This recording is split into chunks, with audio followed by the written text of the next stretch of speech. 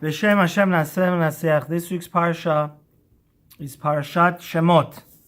So we talk about the exile and the cruel hardships and slavery that Paro used to do to the Jews.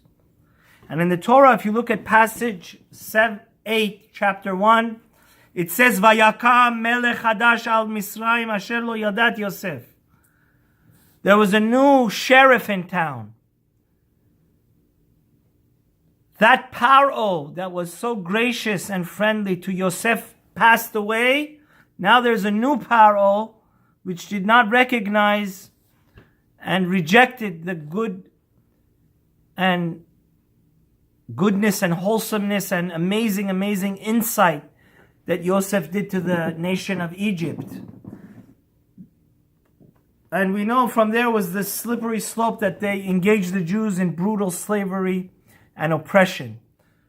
So from here, the Pirkay, the Midrash teaches us such a valuable lesson, and that is the most despicable and horrible and distasteful and dangerous of all bad characteristics is being ungrateful.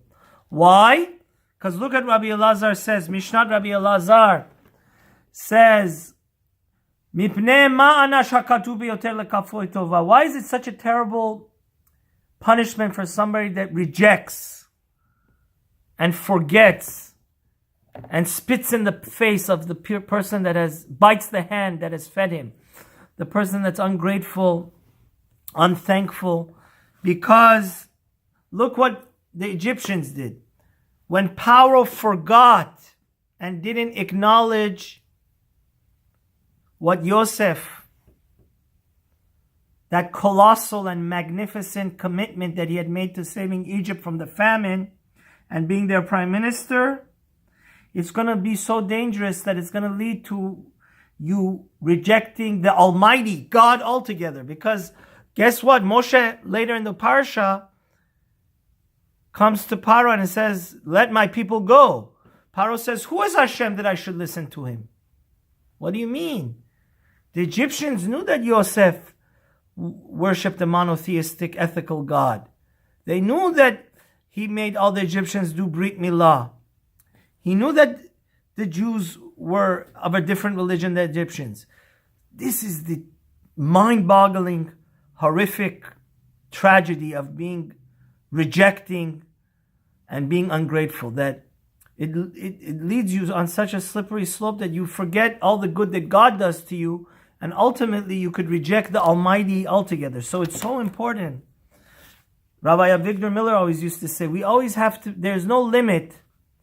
It's never say it's distasteful or too much to be thankful to everybody, from the janitor to the rabbi to our doctors.